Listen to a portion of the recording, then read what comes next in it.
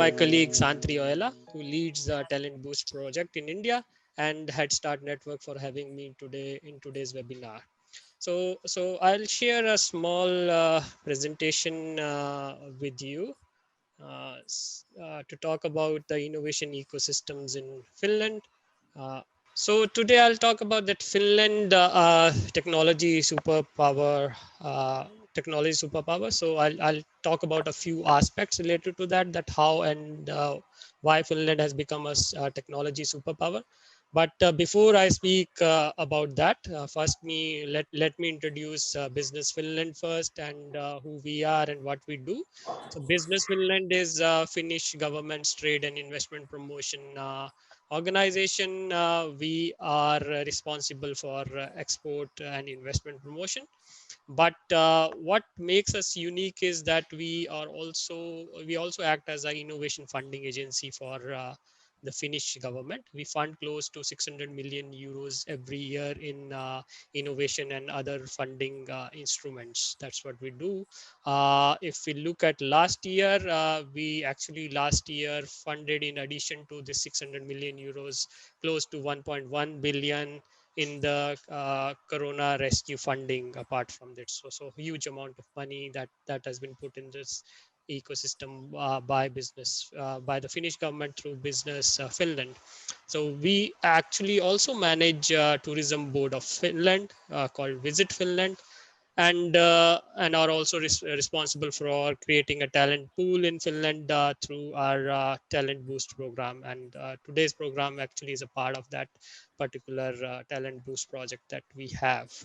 Now coming on, well, let me share some few facts with you about Finland and the independent third party uh, players or organization talk about Finland. So the European Union, World Economic Forum, and the United Nations. So according to them, Finland is the best business environment in the world.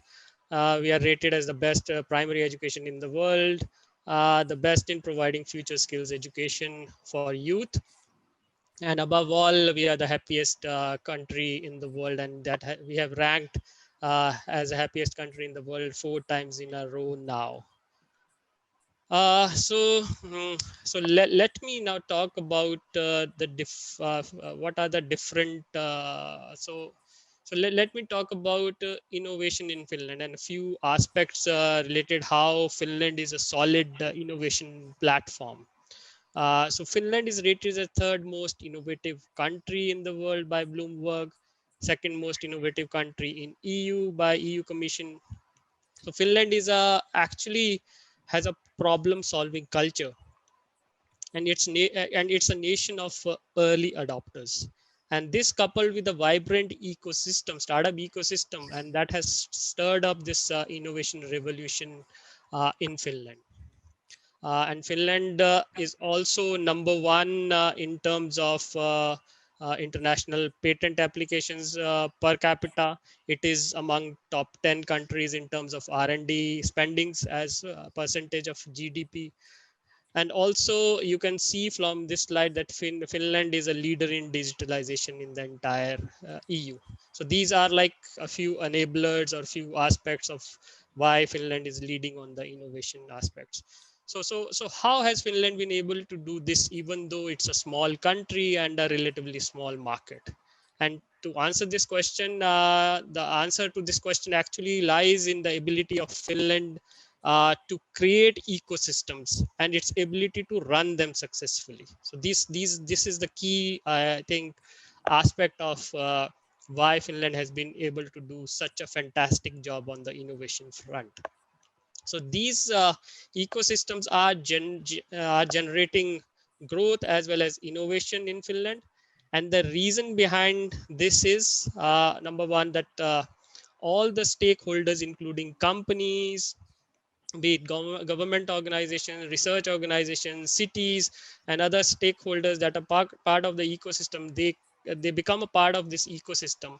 And these ecosystems are enabled by necessary regulation as well as funding activities from the government actors like Business Finland and other private actors as well. So let me share a few examples with you of ecosystem deploying digitalization. So these are a few ecosystem which are deploying digitalization, which are there on this particular slide. And to name a few are smart flexible energy systems, smart traffic, new space economy, AI for health, 1C, which is focused on developing autonomous maritime solutions, and digital trust, focused on creating cybersecurity, fintech, and public safety capabilities in Finland. So these all are leveraging digitalization. So coming on to the next one, I'll share a few more examples of these kind of ecosystems. So first one is the battery value chain ecosystem. You can see that here the focus is not only on manufacturing batteries, but on the whole battery value chain ecosystem. So right from the minerals to developing battery cells to applications to reuse and recycling. So this ecosystem is focusing on all the aspects. So you can see here the ecosystem has all the key stakeholders like companies, governments, R&D institutions like VTT, and funding actors like Business Finland on the board. Uh, these Actually, these ecosystems are not only stitched together at the national level, but we also have some regional level ecosystems as well. A few examples I have given over here are like the automotive ecosystems that are present in Oulu as well as in Tampere. Though Finland is doesn't manufacture a lot of cars, or I would say it's like negligible manufacturing activities on the automotive front, but these ecosystems are like key players, key partners to large OEMs that are churning innovative products. And right here in the middle of the screen that you can see a product, the Origo steering wheel, which was developed by Kanatu, Sealy Auto, Rightwear, and Northern Works. And it has won in the category of excellent product design, human machine interface by the German Design Awards Council. So this is the kind of innovation that these ecosystems are creating. Similarly, there is another example of a regional ecosystem is imaging ecosystem of Tampere, that was behind development of the 41 megapixel camera that Nokia brought out I think a decade ago, and is now host to companies like Microsoft, Huawei, and Xiaomi, who are utilizing the capabilities of this ecosystem to develop new and futuristic imaging products. Another example of a regional ecosystem is the 6G ecosystem in Oulu, which is specifically working on developing 6G technologies for the future wireless, or the future wireless technologies to say. Now, coming on to energy, we also have ecosystems like smart autonomy that are focused not only on the broader energy area, but also the related areas like mobility, then circular economy, data and connectivity aspects of that. And and and using this particular ecosystem, the companies who are part of this ecosystem can use it for developing the real life applications that can go into the market. So these ecosystems are enabling those transformation from being a concept or idea to ultimately a commercialized product. And the last ecosystem example of ecosystem I'll talk about is Micronova, which is the electronics industry ecosystem, which is focused on developing the semiconductor capability and the quantum computing capability in Finland. And again, here a lot of ecosystem partners are coming together, putting in their resources to realize this particular dream. So and what's common in this ecosystem is the way these ecosystem work cohesively as a single unit. I'll just quote Professor Matti Pohela. He says that the two-thirds of the economy's growth actually has resulted from ideas, and from ideas emerged innovations, and innovations are the main source of sustainable growth. And according to this particular research, that 96% of the innovation are born in ecosystems, and then and that's why I believe Finland is actually leading it. So now we can relate that how ecosystem in Finland are fostering innovation and have realized the dream of Finland being technology superpower. And this is actually very well supported by the fact that Finland has attracted close to 200 FDI, so foreign direct investment projects, in 2019, and which was like more than all the three other countries put together. So that shows that how much innovation centric Finland is, and how that's being converted into even attract on the attraction of investments. And also, as per FDI markets, the sectors that are driven most by access to technology and innovation are the ones where Finland actually exceeds, like ICT, medical devices, communication, biotechnology, all these particular spaces. And then again, according to FDI markets, Finland ranks only after Israel in the list of countries that are most attractive for technology seeking FDI. So you can see that such is the level of innovation that technology seeking FDI is coming to Finland, and Finland is just after Israel in that globally. Another factor on that even the VC's investments in Finland proves that Finland has ranked the highest in per capita VC investments between 2016 to 2020, including 2020, in the entire Europe. And you can see how much Finland is ahead of the other countries from the left graph that is on the screen. And also from the right graph, you can see that Finland attracted close to around €1 billion of venture capital. That might seem to be a small number, but looking at the size of Finland as a country, this is a big number if you compare it in per capita basis. And more than this, and more than 50% of this venture capital investment has come from foreign venture capital firms, and that shows the quality of innovation that's taking place in Finland. And in addition, Finland is also attracting Indian companies' interest in innovation, and these are a couple of announcements done by large Indian companies that they are looking to do some 5G related innovation projects in Finland. And with this, I would like to end my presentation and leave you with a slide where you can see a few technologies with Finnish innovation. With this, I would like to thank you. Thanks, everyone. Kiitos.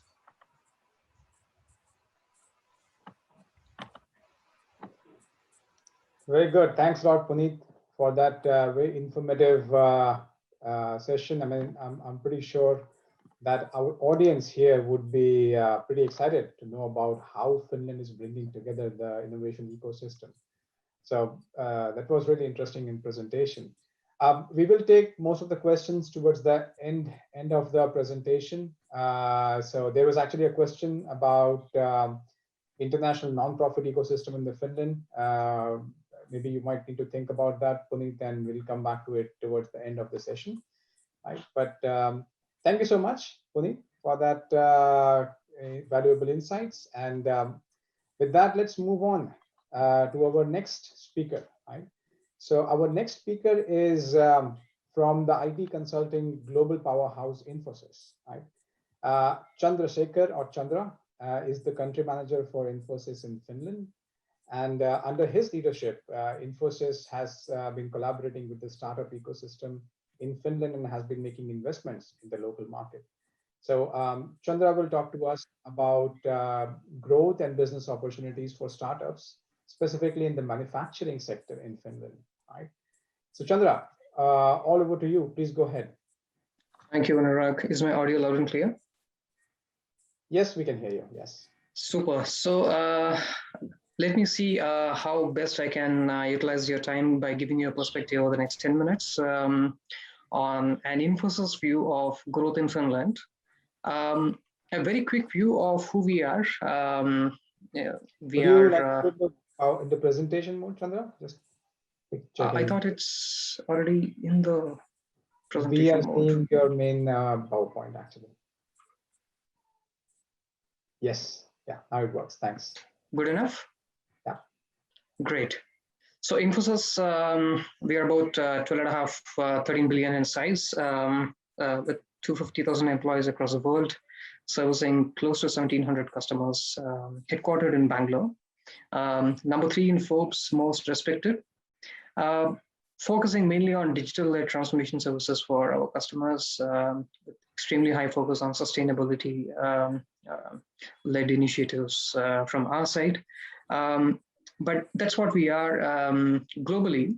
But then, thanks to what Puneet mentioned, what Business Finland mentioned, we tried to venture into Finland about 7-8 years back. In fact, the growth story for Infosys in Finland started pretty much in 2013 with a couple of small engagements that we picked up in manufacturing. But let me give you a perspective in terms of how the scenario looked over the last half a decade or so. 2015, when we pretty much started establishing ourselves, when I, in fact, landed in Finland to expand our business pretty much, we looked at what kind of initiatives can actually take us to the next level of growth. So from 2015, when we were doing X business, the next 2 years, we looked at majorly the following key levers for us to lead to this growth of 3x kind of growth. At that point of time, Finland was majorly offering growth around IT outsourcing, which is our traditional end-to-end IT services, application support, infrastructure support, end-user services, and so on. Traditional classic ERP implementations, implement an application for a particular business process for manufacturing. And then, of course, the whole gamut of moving out back office operations to a well-established end-to-end shared service center kind of setup, either in nearshore or even back in India. But those were the kind of classic services that was being picked up in the first 2 years of the last half a decade. And then over the last, let's say 3 to 4 years, and I think that is where the growth really took off for us when we hit over 15x kind of a mark. And that's what I would call as a phenomenal growth that we are seeing. And this kind of a growth has traditionally been ticked off with a couple of key focus areas that has evolved from the customers in Finland. Broadly, these three, the digital core transformation was one of the key big ticket items that the companies have been looking at. Whether they are using core ERP like SAP, aspects like Salesforce, niche solutions that is going to take them to closer to customer. Those are the ones that they were trying to refresh, renew, and transform. And picking up pointed opportunities in that area is what has given us that big push. Exceedingly, people have been looking at connecting to their customers, connecting to their consumers. To that extent, there's a big bet on IoT and analytics, and IoT and analytics are going together hand in hand.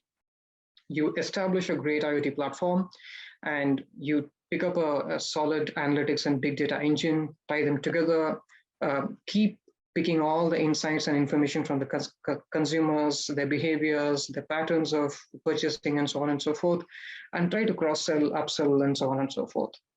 And that's something that is something that we see really as an uptick over the last few years, and of course, subsequent years. Thirdly, engineering. Traditionally, Finnish companies have kept the whole aspect of R&D and engineering guarded. And that's the reason why in the first few years, you would not see much of engineering outsourcing. But increasingly, they're opening up the comfort factor in terms of looking at R&D services, right? Engineering services, PLM, CAD, design, and so on and so forth. So we are seeing ourselves increasingly part of contributing towards the whole aspect of research and design of manufacturing customers. And that's something, these are the three broad areas which have significantly led to the kind of the growth boom that you're seeing for our organization. What it means for us in the future and what it means for all of you in the call in terms of where the big bet lies in the coming few years. Broadly three. Given the COVID ecosystem that we are operating in, one common theme that every single customers have been looking for is how can I retain the customers that I have? How do I take the customer experience to the next level? How do I keep understanding what they are looking for? How the behavior of customers is changing in a post-COVID kind of a scenario, and keep them engaged? And how do I identify new revenue streams for them?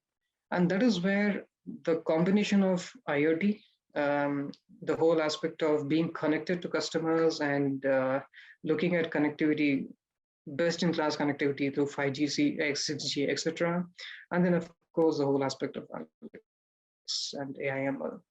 That combination is really coming to be the key of our bet for the next 10 years or so. And here is where the money is being put on. And by the way, I'm just not talking about manufacturing customers, even though I am responsible for manufacturing for my organization.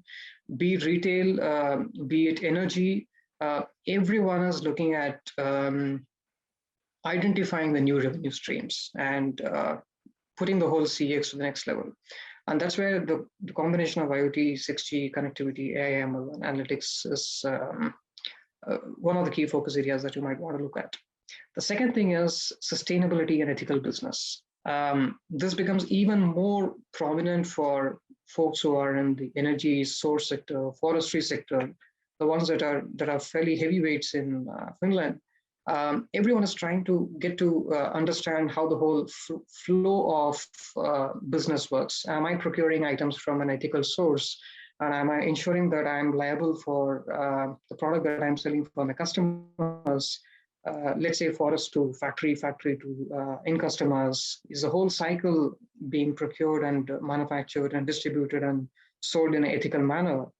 And how am I contributing towards the sustainability targets? The whole Paris Accord is something that everyone is trying to take note of. They want to make a part in terms of how they can contribute towards that. So aspects like cloud, aspects like blockchain, these are the ones that are the new ones. At least we don't see significant revenue generation mechanisms in these areas, but a lot of assessments, a lot of tryouts, a lot of proof of values that we are seeing customers are asking for, something that I'm more than happy to share with all of you offline. The last one is virtual enterprise.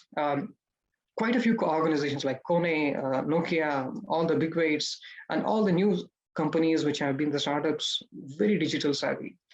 They've been very fast in being resilient and adopting the new ways of working. But there are many other companies who are looking at partners like us, a lot of startups, for helping them in setting up a virtual enterprise. Virtual enterprise for them to connect with their own employees, and virtual enterprise for them to connect with their customers, right? Traditionally, they are the ones who have been used to travel, meet with the customers, meet with the prospects and convert. But now they can no longer do so. So how do they enable a digital prospecting, digital sales? That's something that we are finding increasingly relevant. In fact, I can think of at least half a dozen virtual enterprise solutions that we have sold in the last 6 months or so with multiple customers in Finland. And that's an area that you might want to have a watch out for, right? Now, so I want to leave you with these themes, given the time that we have. But in terms of how do you typically pick up conversations around it, one obviously is anchor customer, right? Small country, niche country, word of mouth is a significant input for your growth. So having an anchor customer and letting that customer have a level of adoration with the kind of service that you're offering and let the word of mouth prevail is something that I would really want you to bet on. We personally have benefited from Business Finland a lot because our relationship with them goes way back in terms of identifying, getting connected to potential prospects. How do we pitch the idea? How do we look at investment options, and so on and so forth. So that's a great source for you to keep engaging. And then, of course, niche partnerships, acquisitions. In fact, companies like Infosys have traditionally looked at niche partnerships from startups. Fluido is a great example. Fluido was a startup which was a Finnish startup with a couple of folks doing CRM services, and we didn't want to in-house grow a capability that is being offered by a startup. So we looked at acquiring those companies and potentially partnering with those kind of companies for providing complementary services to what customers are asking for. So that could be one area that you might want to look at and keep engaging with those kind of IT providers who are looking to partner with startups. So that's pretty much it. And hopefully I've done justice to giving you a perspective from our side in terms of how growth happened and how it could give you some leaf out of the book in terms of your own growth strategy. My coordinates are here. I'm happy to have a conversation with any of you. I'll just put this on the chat for us to connect offline. Over to you, Anurag. Thanks a lot, Chandra. This was fantastic. And I think this tells such a great story about, how corporates like big corporates like Infosys are also, taking the help of organizations like the Business Finland to establish themselves and also engaging with the startup community. I think what you said in the end, right, that the whole Fluido story, it's a good inspiration for many of the startups, right? So I hope that you would see a lot of other applications coming your way after today. Yeah, when I landed in 2014, it was practically a startup. Infosys was hardly present at all, but so it's like a startup story that we are looking at. Yeah. But yeah. Of course. But yeah, that was great. Thanks a lot, Chandra. And probably to the audience, if you have questions for our speakers, please keep putting them in the chat. We will take them towards the end of the presentation. Right. So, all right. But next in our speaker lineup is Ville from Maria01. Right. So Maria01 is it's a leading startup campus in the Nordics. It's based in Helsinki, and they provide a thriving environment for ambitious tech startups, venture capitalists, and large enterprises in the tech community. Ville is the CEO of Maria01, and he will talk to us about how they are strengthening the startup ecosystem in Finland. So, Ville, a warm welcome. Over to you. Thank you very much for the introduction, and good afternoon, everybody, or good evening. Good evening. Really pleasure to be here with you and to talk about startups and the startup ecosystem and present Maria01 for all of you. Yes, and hopefully you can see my presentation there as well. So yeah, like you heard in the introduction, so Maria01 is one of the largest and the leading startup campus in the Nordics. And if we roll back some years, actually our story started in 2016, and at that time here in the city of Helsinki, there was an old hospital that had moved elsewhere, and there was a large facility that was being empty.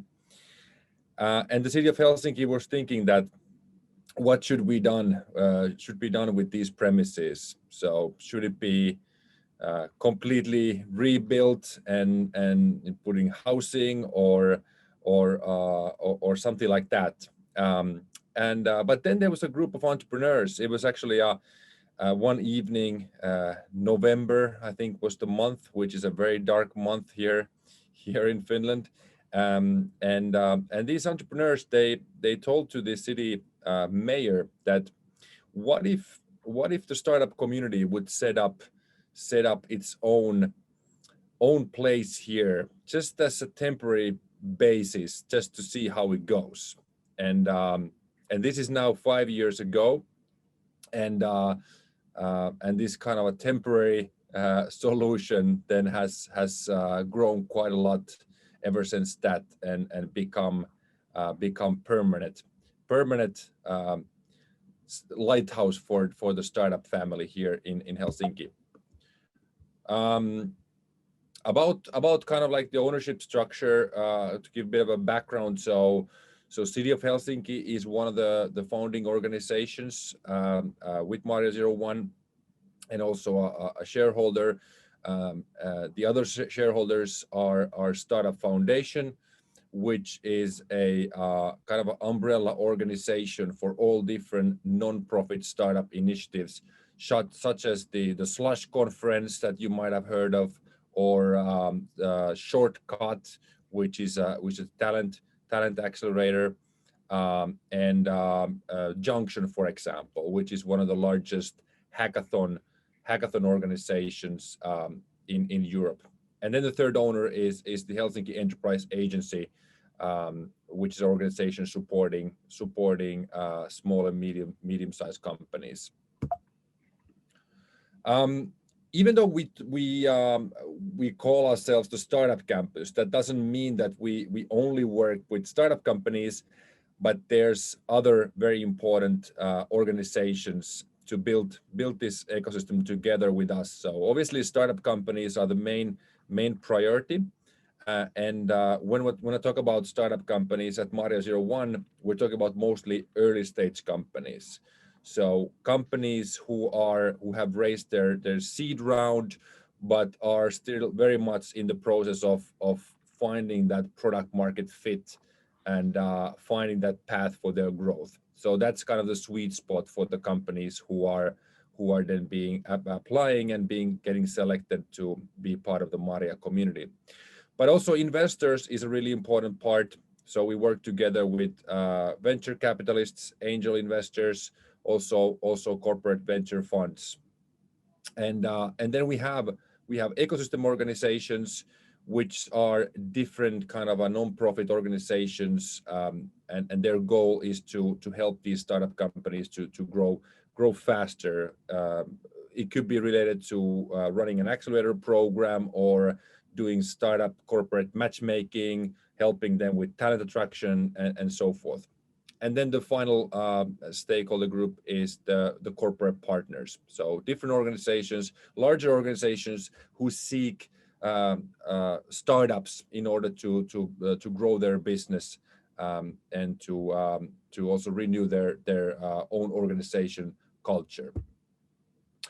A bit about the numbers. So to this date, then our community is over 1,300 members. So these are the people who work in all these companies that we have at the campus. The number of companies is 175, and that number is from the end of last year. And then I mentioned the VCs and investors. So currently we work together with 22 venture capital funds or investor organizations, and we have 21 different partner organizations. The number of nationalities at the campus is currently 39. So as you can see there in the map, there's a lot of different countries being represented, including India. So really a diverse group of people, either as founders or then people working in these companies.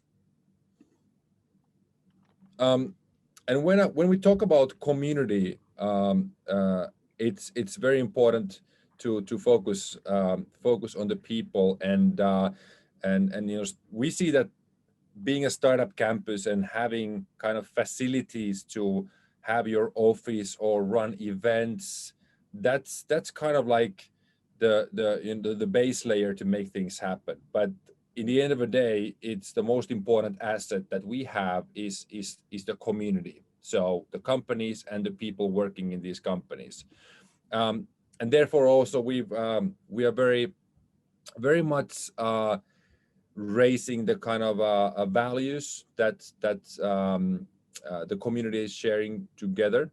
So, and actually these values are created together with the whole community. So there's the main four values are the collaboration.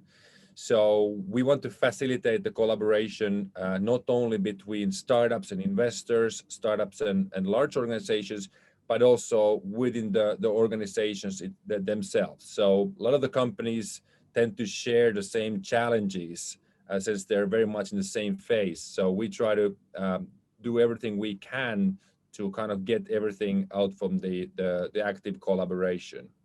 Then the trust is a very important part whenever we talk about the community, is that all the companies here, they understand the values, they trust each other. So there's a mutual belonging in the community. The international aspect is extremely important. So we do recognize that when we're talking about startups and we're building the next world conquering ventures, then these companies are aiming for international markets, and therefore, you know, everything we do is built around the international aspect. And obviously we see it's a huge advantage in having many nationalities, experiences, cultures, way of thinking, kind of having the diversity within those teams. So we see that's a huge asset, and also based on research, teams that have more diversity are actually performing better. And then the final value we have is regarding the impact and responsibility. So we want to raise more thought leadership also in the impact part, meaning that whatever the companies are doing, they should be thinking about what is the real impact that they actually make in addition to the traditional business. So and there we see that bringing the impact for society, for health, for knowledge and environment are kind of the main aspects to consider. So getting into Maria actually happens through an application process. So we use these four main criteria there when selecting companies. So we want to see that there's, first of all, there's a scalable business model with the company. Then the second criteria is related to the product. So the company should have the product at least on a minimal viable stage when entering Maria.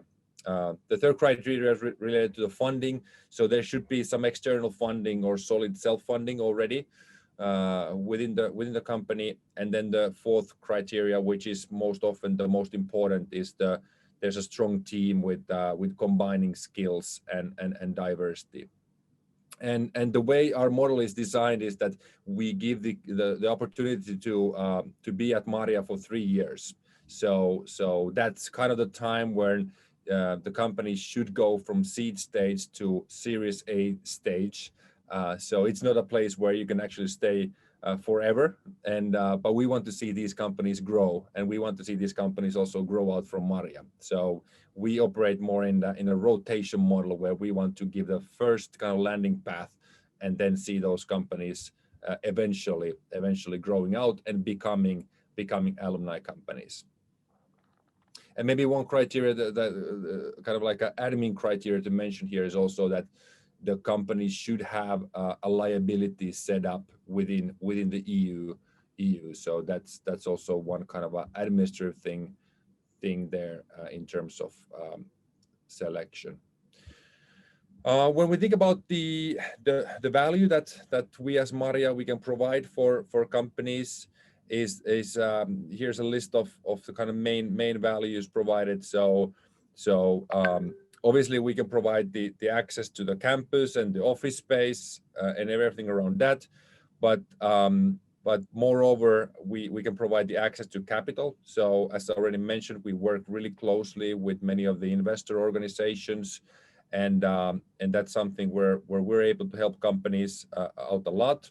And as I was already described in the first presentation, the number of funding raised by Finnish companies has been really doubling, for example, last year. And we were seeing also a really big growth in terms of funding raised by the Maria companies. Then also attracting or accessing the talent. So there's a constant need in the current companies that we have to recruit more talent. It's not just the technical talent, but people who have already skills in building companies, scaling up companies. So there's actually a lot of open positions all the time in these companies, and more and more startup companies are also looking for talent outside Finland, outside Nordic. Then the access to network, which basically means that these 1,300 people that in the community, there's always somebody who knows and can answer your questions. So, and we use our online channels. So we have a Slack community for the whole group, and then we have different other tools where we try to always get the knowledge from the network, whatever questions the companies might be having. And then on top of that, then we provide employment well-being. So at the campus, we have gym services in use and yoga studios in use and different kind of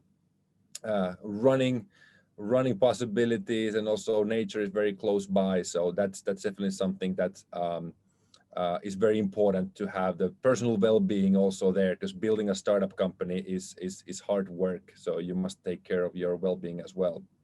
And then also expertise on demand, which basically means that we connect the companies with different expert organizations in legal, in PR, in marketing, in HR, for example. So based on the need, so we have the network for connecting with different professionals. And then the final kind of added value part is the exposure to clients and media. So whenever we're getting contacted by media, then we always try to fit in startup companies in the feature stories that would be relevant for them. Here's just a few examples on what kind of a community events we organize on frequent basis. So we do community breakfasts. Obviously, during the COVID times, it's been more on the virtual breakfast side. Hopefully, in the future, we can do more in the live sessions as well. We do frequent expert clinics, which are then the meetings set up with being companies and different experts. We do Investor Collective, which is a event series hosted by the investor members of the Maria community on various different topics. And then we do frequent founder and CEO calls within all the companies. So just to kind of get the peer support and sharing, you know, some of the wins and maybe some of the challenges, and try to solve them together. And this has proven to be a very kind of a important forum for all the companies, especially now during the COVID period. Here's just a feature of some of the companies we currently have in the Maria family. You can see more on the website of maria.io, and there's a question before the session in the chat about companies working in sustainability, for example. So we don't really actually look into the specific verticals that the companies have. It's more over technology agnostic approach. However, there's a lot of companies working in the area of sustainability as well. In list you can see, for example, Nava, which is a very nicely growing company doing green plant walls for offices. We do have companies who are working on kind of CO2 emission calculations. We do have companies who are working on smart solutions for EV charging, for example, and so forth. So sustainability is one kind of area, but there's also companies from health tech. Obviously, a lot of B2B software companies. Gaming is also one pretty strong area. As we know, Finland is one of the leading hotspots, whatever comes to gaming. Then just to end my presentation, I want to also give you a bit of a snapshot of the kind of years to come and the next steps. So in this illustration, you see a picture of the future campus. So we have big plans to expand our current campus and to actually build 3 completely new parts and new buildings as part of the campus area. and then the goal is also that we'll be adding a lot more on the services side. So having kind of like more restaurants, more kindergarten places, having also accommodation solutions. So all these different services that will be adding more to the campus. So people can enjoy their time also more outside the office hours here at the campus. And sauna is mentioned there as well, since sauna is a very important part of the Finnish culture. So that is something that we have in the plans to build there as well. So the future campus size, this is the numbers. So basically by 2026, we are planning to build 50,000 square meters more of space. Currently we're 20,000 square meters. So that basically means that the campus will triple fold in the coming years. And then that will mean that we have space for over 600 startups, and in total for 6,000 individuals working at Maria. So a lot more kind of opportunities in the future, and we are hoping to attract more and more international companies, but also more and more international talent in the future. And just to kind of my final slide is giving you also a bit of a snapshot there on what type of different organizations will there be in the future campus. So in the future, we'll be not only focusing on the early stage companies, but more on the growth stage companies and the scale stage companies. But also there will be more major companies and their R&D technology units, as well as more investors and their portfolio companies. So yeah, this is the plan for the years to come. Thank you very much, and I'm happy to then continue the discussion in the Q&A part that we have. Thanks a lot, Ville. That was amazing. Actually, I didn't know so much about Maria 01. So this is really great to know. You have created such an amazing and diverse community out there, and your expansion plans are looking truly amazing. I'm sure that you are going to see a lot more applications coming your way after today. And also we hope to collaborate much closer with yourself between Headstart and Maria 01. So looking forward to that, right? So I take it you are able to stay with us until the end of the webinar? Yes. Yeah, excellent. So in the people in the audience, please feel free to post your questions to Ville, and we will take them towards the end, right? Very good. So that has been a wonderful session so far from Puneet, Chandra, and Ville. And our next speaker in line is going to further improve the feeling here. Our next speaker is Sandeep Shah from the Helsinki Business Hub. Helsinki Business Hub is the international trade and investment promotion agency for the city of Helsinki. And what they do is they help foreign companies to set up their businesses and grow and develop in Helsinki. Right, so it should be very interesting for all of you who are looking to set shop here. Sandeep is a senior advisor at Helsinki Business Hub, and he will talk to us about the why and how to incorporate in Finland. Right, welcome, Sandeep. Great, thank you very much, and it's great to see so many of you here.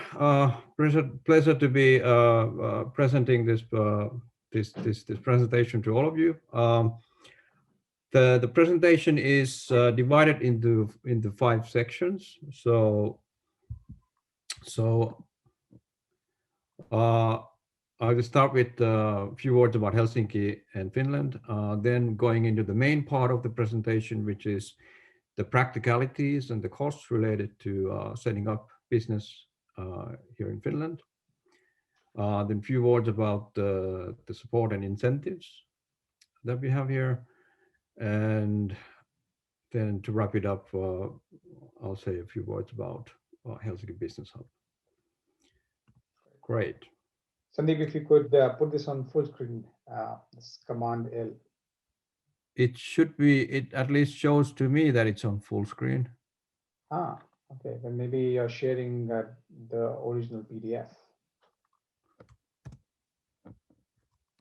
Can you see it? At least I still see the PDF, not in the full screen.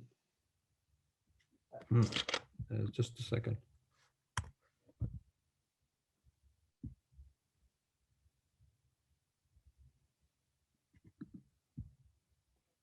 Is there any difference to the previous one now? Yeah, at least we can see that you are going to full screen mode. Clicking full screen again. Any difference? No, but I think let's continue. Right? Maybe there's something. Okay. No worries. Yeah. All right. Good. All right. So, starting off about Helsinki, I'd like to highlight 4 cornerstones. And, we have always invested heavily in education and making it world class. Transparency and openness includes a very functional public-private cooperation, and all of this enables a top quality society and a business environment. Being a hotspot of innovation, we truly enable technologically savvy companies, both domestic and foreign. And very high on our agenda is equality in the whole society and ensuring great quality of life for everybody. Then maybe if not a cornerstone, then one key highlight I had here today was highlighting the key areas of Helsinki was the startup ecosystem. But I think now Ville covered that very well, and also actually Puneet. So I think we can go on to the next one. Sandeep, hate to interrupt. By the way, please exit yourself from the full screen mode because others cannot see that. So you can also scroll with the PDF file what you have without the full screen mode. So then we are also able to see it because right now we don't see you changing slides. Oh, so you don't see any yourself. Yeah, no. So wait, how do I do that? Just exit the full screen mode. So I think then it should be fine. Yeah, we escape. Yeah, now it's good. Right. Yes. Okay. Okay. All right. Good. Now,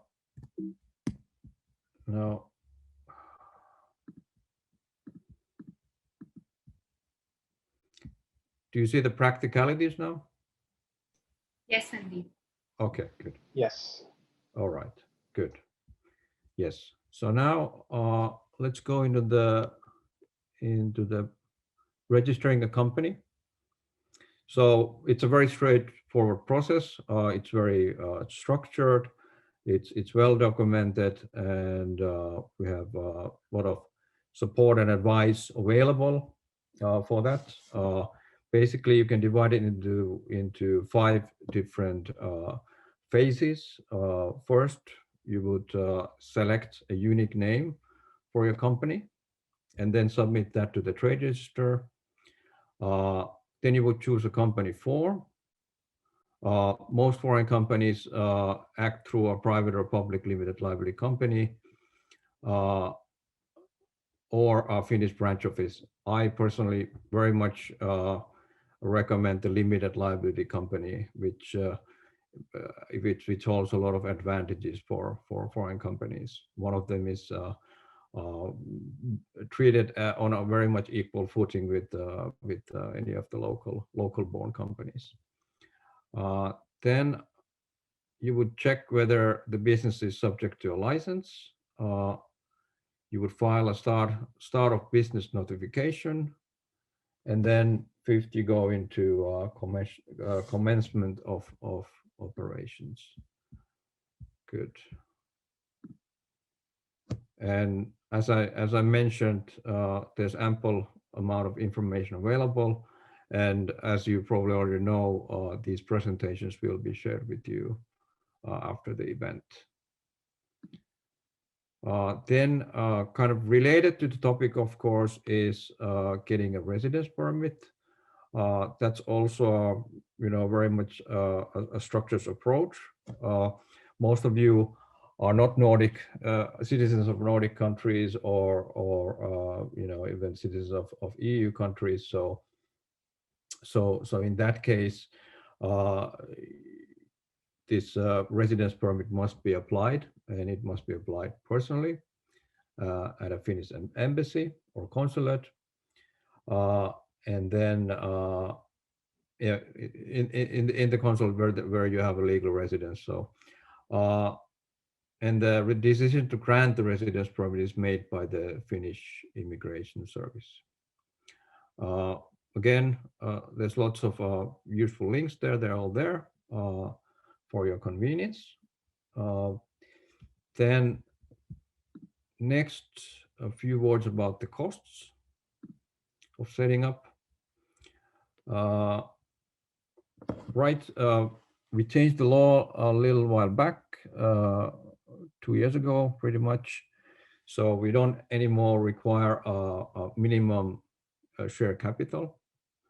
So that's out of the equation. There is the trade register fee, and then something that basically applies to only the bigger companies. There is the auditor's fee, and then one option. I've been saying that the process is straightforward, but we do recommend using the services of service provider companies. These are law companies or companies specialized in helping foreign companies go through the paperwork of setting up a company. And the fee for those companies usually of their services is usually around 1,000 to 2,000 euros. Then I have some information about the tax rates. Very much quite competitive on a European scale.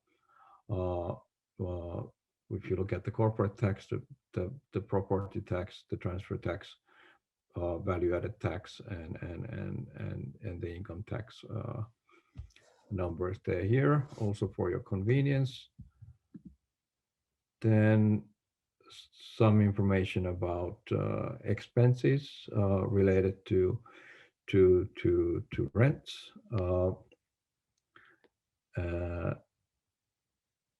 and information on electricity and gas cost also. Right. Then we have a whole lot of co-working spaces available. Maria is of course one option. There's many others also, and this slide indicates some of the cost levels that are here. So these are basically it's relevant when you want to kind of find an agile way of initially starting up your company here in Finland. Some information about salaries. With these numbers, I have to say this is more on a national level, and then if you look at the larger cities, especially Helsinki, the numbers would be a bit higher. And this is also something useful to understand. Let's say you agree with the professional, with an expert, that the salary is 3,000. Basically, the cost for an employer would there be around 3,700 when you take into consideration all these other incurring costs that are mandatory.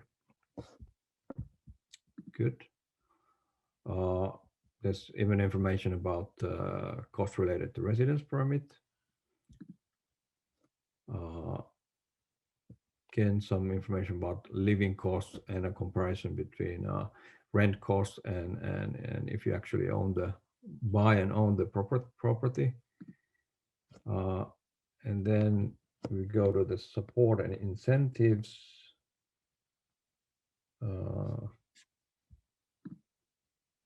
Right. On this part, I have to say that it already came up in Puneet's presentation. It's good to understand that we have great access to funding and financing also on the private side. So Finnish startups have been Europe's most attractive investment targets for VCs for a long while now, and Finland is home to one of the largest and most active business angels networks also. Right, and then when you look at this, so this slide is about pretty much the public support and the public funding alternatives that we have here. Business Finland offers various funding services for startups. One of the key ones is R&D and innovation incentives for innovative projects, and foreign companies are equally eligible for the grants and loans as long as they have registered a business entity, and this is what I mentioned earlier, the limited liability company format. Yeah, and then you see the ELY centers there. There's business investment aid from these ELY organizations, and so that's related to supporting the company establishment, operation, internationalization, product development, and process enhancement. It also includes energy subsidies and transport aid. And then lastly, we have the state-owned Finnvera that provides financing for the startup, growth and internationalization of companies, and protection against export risks. It supports Finnish enterprises by offering loans, domestic guarantees, venture capital investments, export credit guarantees, and other services associated with the financing of exports. I said Finnish enterprises, and again, you are treated as a Finnish enterprise when you set up a company locally here. Good. Then just a few words about us.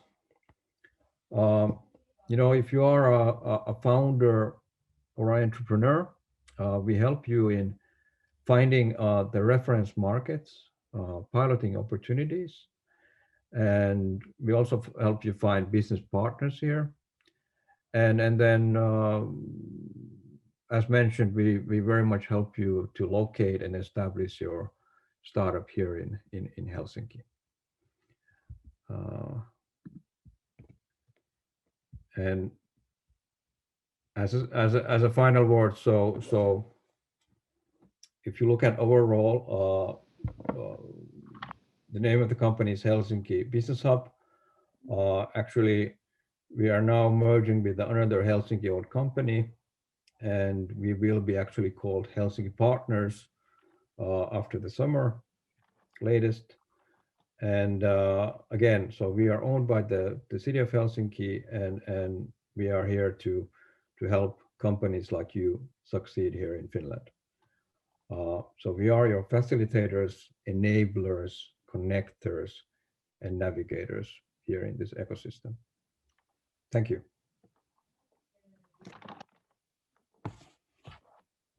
All right. Well, great. Thanks a lot, Sandeep. I think this is the right kind of practical advice that our participants here would be really appreciating. And it's great to have it as a one-stop shop what you presented. Right. So it is.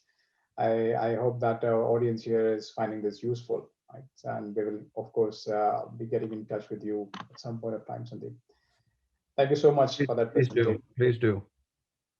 Yes. Excellent. But that brings us to the end of our speaker presentations. right? And but now we have a very exciting panel discussion with two great panelists who are actually Indian founders of Finland-based startups, right? So we have here Ajay Garg from Startup Refugees and Nitin Agrawal from ExtraVerd. Welcome, Ajay and Nitin. Ajay and Nitin, before we begin our panel discussion, I would just like you to briefly introduce yourself and your startups for our audience here. Or you go first, Ajay. Sure. So currently I don't have any active startups which have founded, but I'm helping other startups. So I'm basically a technical guy turned entrepreneur. The last 20 years I've been working with mostly with telecom space, media space, lately with insurtech, with enterprise, mostly products. I have worked in the USA, UK, and now in Finland, and been settled here for 15 years actually, as a family with 2 kids.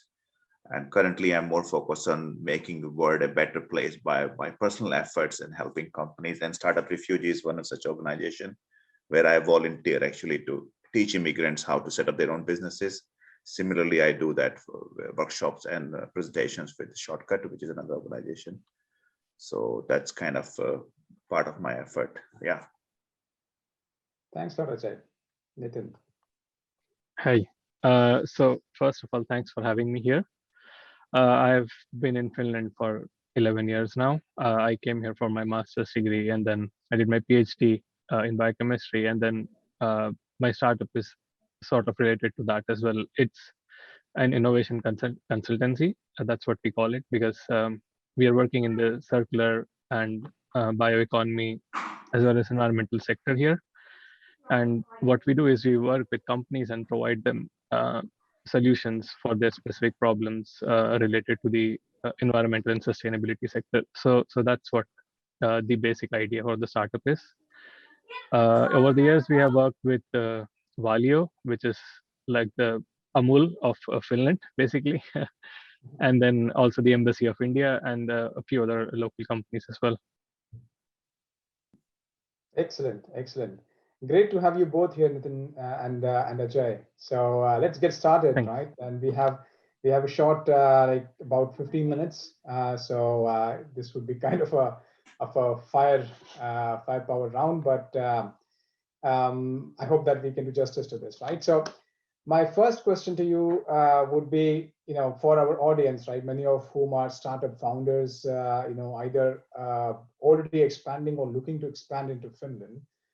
As a non-Finn starting the business in Finland, you'll be concerned about, what is the startup ecosystem? Of course, we got a good understanding of that right now, but the availability of talent, regulatory and legal framework, etc. Right? So, would you say that Finland has the right setup for place for non-Finnish entrepreneurs? And I think Nitin, sorry, you have also worked with Maria 01, right? No.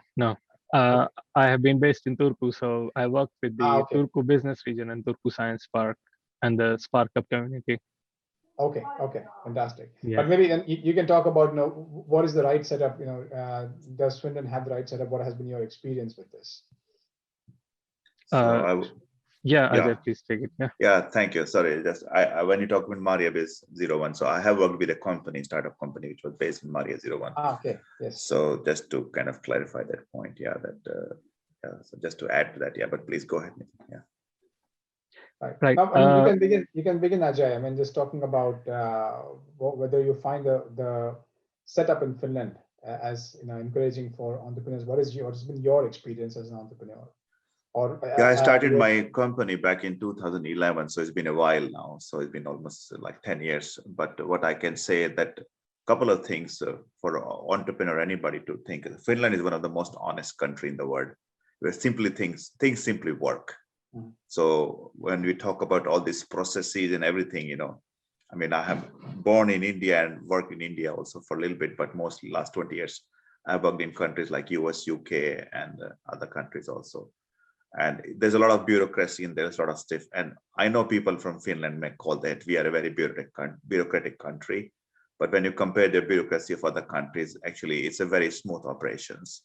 So I would say admin is the least bothered thing you should be bothered about here. In most of the things, people are very straightforward, very honest, and very trustworthy. And that's really a very good place for you to be yourself when you start your company or even start your life, in a sense, so to speak. Excellent. Yeah, actually, I agree completely. I came from a research and academic background, and the first time I actually attended basically like a Spark Up session or just sort of a even from there, they were actually really helpful bunch. They told me everything I need to do to start out, and then the Turku business region helped me with everything, including like the application as well as from start to finish. And then there were like representatives from the Nordia startup advisors who were actually really helpful also with the bank account setup. I remember it took like 2 days, and then we were already operating, like from basically like the application to the operations. That's how long it took, and all the services were free, and the only thing we had to pay for was the setup, like registration fees and everything for the company. So I mean, I have been in Finland long enough, so we take these things for granted. But let me tell you that it's not really up for granted at all. I mean, these things cost heavily, even just in Sweden, when you compare it to like Finland, because it's a neighbor. But so in that sense, I mean, the community and the startup community especially is amazing, like amazingly helpful, as well as empowered to actually bring up entrepreneurs and help set up their companies. Yeah, just to adding to that, actually, what Nitin was saying about community. So I have been following the startup community since I moved here from US, pretty much. Actually, I came here. So it's a strange story, but that's not the point. The point is I was looking for a startup ecosystem when I came here like 14 years back. There was not much of a startup ecosystem at that point of time. So a bunch of events happening in some sort of basements here. And then I got connected to those events. And then out of that, basically this Alto started this startup center there. And also this basically startup sauna started where I met actually Ville there. So that was kind of the real birth of a real ecosystem in Finland. And since then, we have never looked back. And if you look about this startup sauna and Maria today, and I think the growth has been phenomenal, exponential in terms of not just the number of startups, but the quality of the startup, the quality of people, the quality of ecosystem, the quality of funding. And I think that's one aspect of quality, which is very important to understand, the Finnish life, which I have a great respect for. If you know the orange scissors in your home ever, those are from Finland, and they never break and they always work. So we are a country where the quality is the most important thing. That's actually true. I would also attest to that. And but for our guests from India who do not know what Nitin was talking about, so Turku is another major metropolitan in Finland, and also as is Tampere and Oulu. So these are major cities there, as is Helsinki. So there are, Helsinki is the biggest city, but then you have got some of these other hubs as well for you to set your base in, right? But Ajay, you spoke about funding, and that brings me to my next question, right? As Puneet and Sandeep talked about, according to a recent Invest Europe statistics, right? Finnish startups receive the most venture capital funding in Europe when you compare the invested amount in relation to the GDP, right? So maybe just checking, either your experience or the experience of startups that you have seen, what has been the process or experience of raising funds in Finland for startups? Yeah, so again, kind of my experience is a bit older in that sense, but I would say nonetheless, there was funding, and we ourselves raised €250,000 those times even. So I think it was phenomenal to raise that, and people are willing to give money for the right people. Whether you succeed or fail, that's a secondary question, but people are willing to bet. And now, of course, Finland has proven itself in many areas with the Slush event, Slush, Maria one, and many other ventures out there. And the whole seed of startup has grown beyond Helsinki and Espoo areas to many cities. And I'm actually teaching some workshop in Oulu to some people doing this entrepreneurship there. In fact, they have arranged some session to Middle East now to do things. So Finland is setting speeds of its entrepreneurship beyond its own boundaries. So funding is definitely coming, but on funding, I have kind of my personal experience is that two kinds of funding. One is called good funding and bad funding. So I think as anywhere it goes, I think you should do the best funding from my experience as an entrepreneur is the customer funding. That somebody, you get the money from a customer. So I would advise anybody or myself, do it next time, that I would try to get the money from the customer. But of course, for a growth startup, you need an external funding to boost, to build the product, to build the services and build the team. So that kind of money is definitely available, but there's a plenty of good people who come with money also. So I would say that there's a good talent pool in Finland, experienced people, experienced advisors who can make your funding worth. I mean, I have also worked in the US and I have interacted with the US ecosystem. It's a very aggressive system there. So it's like a dog eat dog food kind of system. And that kind of culture is not here. It's still aggressive, but it's not, it's more of a competition, but cooperation. So those are the values which are, I think, very, very appreciated. You might compete with the same company, but you still have a lot of respect for the founders and CEOs of those companies and everybody around in general. So that way, it's a very good environment to be appreciated and appreciate others and learn to coexist rather than just competing and trying to eat others' lunch or breakfast, whatever you want to call it. So there's a plenty of funding for the right people and the right startup. And I think Finland could be also gateway to Europe. I think that's one of the kind of things I think in terms of, first of all, people are very educated, relatively speaking. They are modest and they speak excellent English. And I think I have spoken to some American friends also.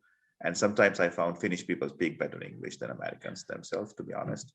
So because they're educated and they're modest, that's why they say. So there's a very good environment for people to understand that when they come to Finland, they're coming to a country which is worth coming and living, and also expanding your wings to the other parts of Europe. It's not very difficult. Would be a bit challenging sometimes, but not that challenging, being Sweden next to you and being like Estonia, which is now coming a very big time in the ecosystem, and of course then the Central European markets and UK. So I think Finland provides a very good breeding ground for many entrepreneurs, depending on what kind of business idea you have, whether you have a potential market here. Definitely you should have some kind of niche customers present here, so to ride your first wave or ride your first, as it was. And actually, and that could be, you know, again, what relates to the next question I had in mind, probably Nitin yourself. I mean, how would you define Finland as a market, right? Do you find many early adopters? You know, has it been easy to scale? What has been your experience with this? Right. So it really depends on what kind of a startup you have. To be honest, Finland does have a lot of early adopters, but again, it's highly dependent on what is the product on offering. So, for example, like certain startups work best, like, you know, it's very, how do I say, it's like dependent on the people, dependent on the culture, dependent on the weather, etc. Things which are suited here, the people are very much willing to actually try them out, myself included. I mean, if there's a new app which I see that, okay, it's coming up, just being a part of the community, or I mean, even before that, I would give it a try and just see, okay, what it's about, like download it. And downloading an app goes a long way sometimes as well, even if you don't really really reuse it and you just give some feedback. So these kind of things do exist here. But again, it also depends, like if it's a tech startup and it's just an app, or if it's like a physical product that will actually work best in Finland, or maybe it works much better in a warmer country than in Finland. So the question, of course, I mean, the answer sort of depends to it, but I would say that it's definitely true that they have, like, we have early adopters here, which also help the community grow. One thing I would also like to actually add to the previous question, I mean, I just said everything what there is, but as in my experience with the funding, I would say that the expectations from the VC and private funding are also much higher compared to, let's say, the US. I mean, when we hear about Silicon Valley, I mean, they expect a lot from founders in the sense of, for example, how much based on subject knowledge, or as well as like how far we have come to actually, like, before the even pre-seed funding round. So in that regard, I mean, while funding is easy to get, the key thing is for the right people. So if people think that you're the right person for a job for the team and for the company, then it's very smooth sailing. But if it's not, then I mean, it's impossible. So you have to always keep that in mind, that funding comes both ways. I mean, you also need to prove yourself that you're worthy of that. So Right. that's something, I mean, people should keep in mind before, I mean, deciding to actually come to Finland to form a startup. Excellent. Yeah, just to add to that, actually, just kind of 2 points. So first point is, I think funding is already touched. So I think there's plenty of funding for the right people and the right team and the right product which fits the market. And it doesn't have to be a product only for the Finnish market. You may find a couple of customers. And talking about customers, for example, for my company, I found the 2 largest media companies in Finland became our customers, which is known as Sanoma Media and Fonetta. So that was, we were very privileged, and actually we were the first few startups to work with them. So it was a bit of a challenge and a privilege at the same time. And talking about also proving yourself, I think in that sense, it was interesting because I had no background in Finland really proving, but I could go and talk the real sense, what we are trying to do. I had to know my stuff, as like know your shit in a sense. And also it's a no bullshit country, unlike US, to be said, to be honestly. And also coming from India, I know how people just talk. So you have to say what you want to do, and you have to do what you want to say. So we speak less here, and that's kind of good in a way, because we speak what we can do, what we can't do. So there are a lot of cultural aspects which people have to get used to it. And also that about building your credit rating, so to speak. You should build your credit rating in the society or the community, and then you can move forward. I mean, I don't know, I think. Very true. I mean, some of these things, I mean, you know, I can also relate to. So really spot on, I would say, Ajay and Nitin. It's such a lovely conversation, but I'm mindful of the time that we have here. So I think we would let our audience here connect with you also offline. I think many people would have a lot of questions to and want to understand from your experience, you know, how you have been working here with your startups and with the startups, right? But thanks a lot, Nitin, Ajay, for this interesting conversation, right? Keeping in mind the time, I would invite Gautam from Headstart to just wrap up our session and talk to us a little bit about, you know, the support and the setup we have for the India Finland Startup Hub. So Gautam, would you just take a few minutes to talk about that? Yes, we do. Thank you so much, Anurag. You know, I thoroughly enjoyed the last 90 minutes. Definitely didn't seem like 90 minutes here. I think that's something that I need to probably acknowledge, not just today's session, but the last 3 webinars of the entire India Finland Startup Hub. You know, we've had close to about 5 hours in total over the last 45 days.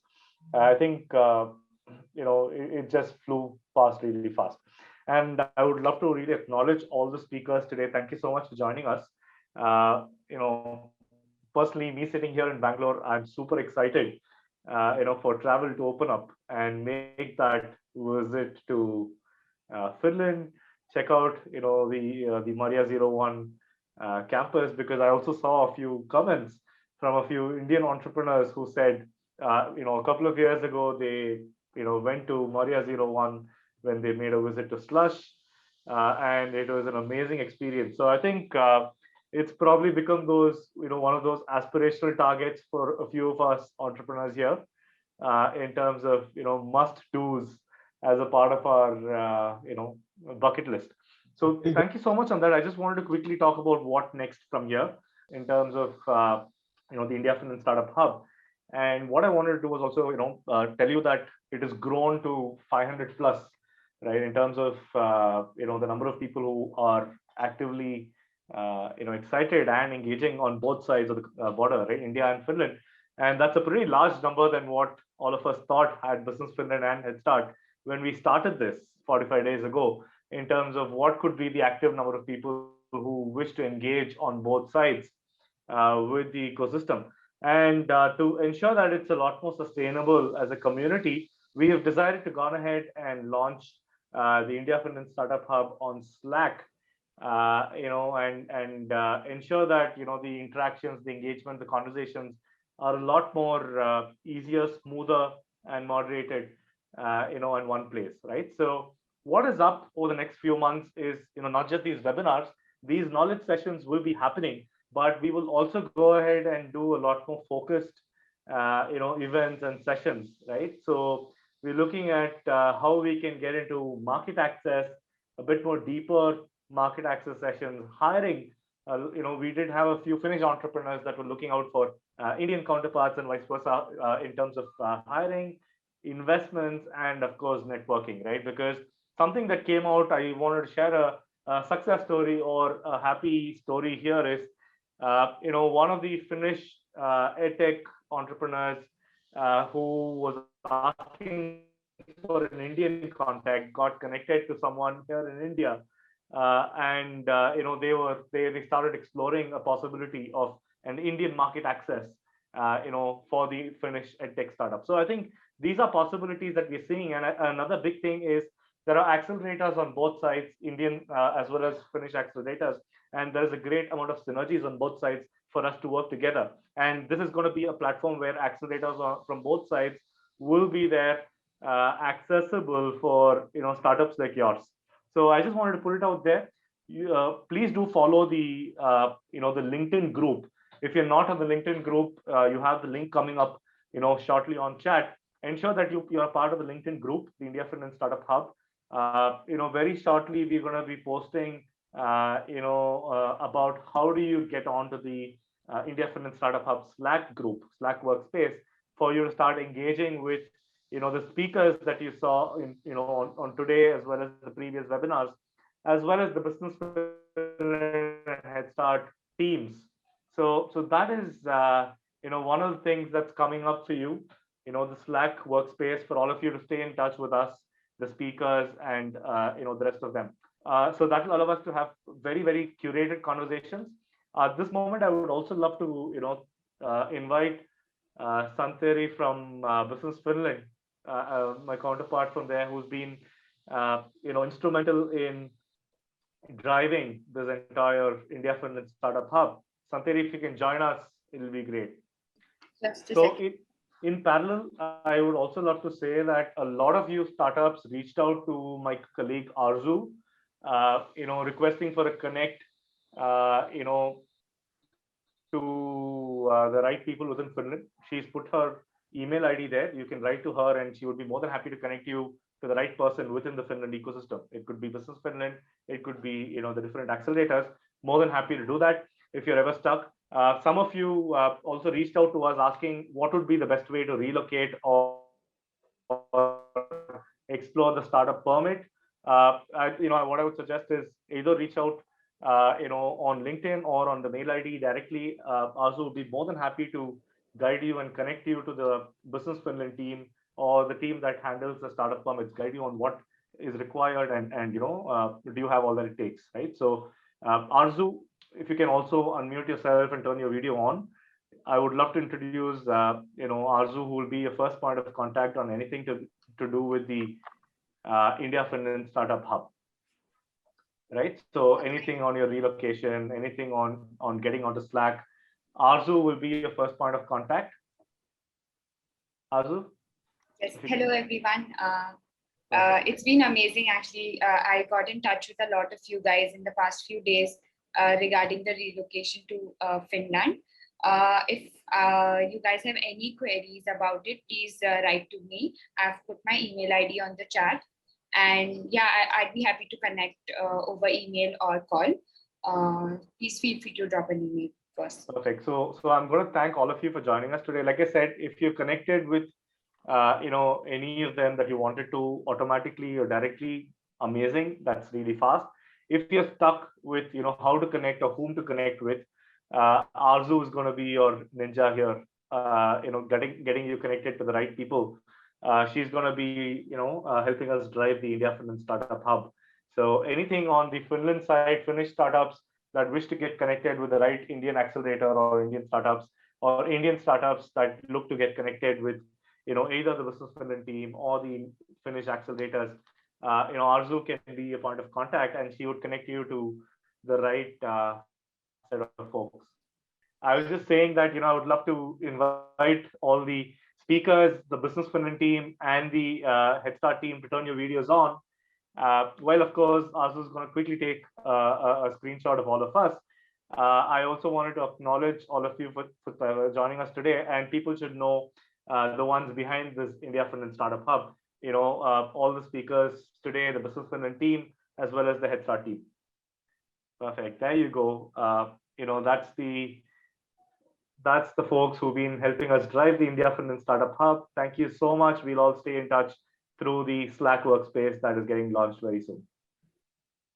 Thank you. Have a good weekend. All right, very good. Thanks, everyone. Thank Bye-bye. you. Yeah, thank you, Anurag. Well moderated session. Thank you all. Thank you. Bye bye.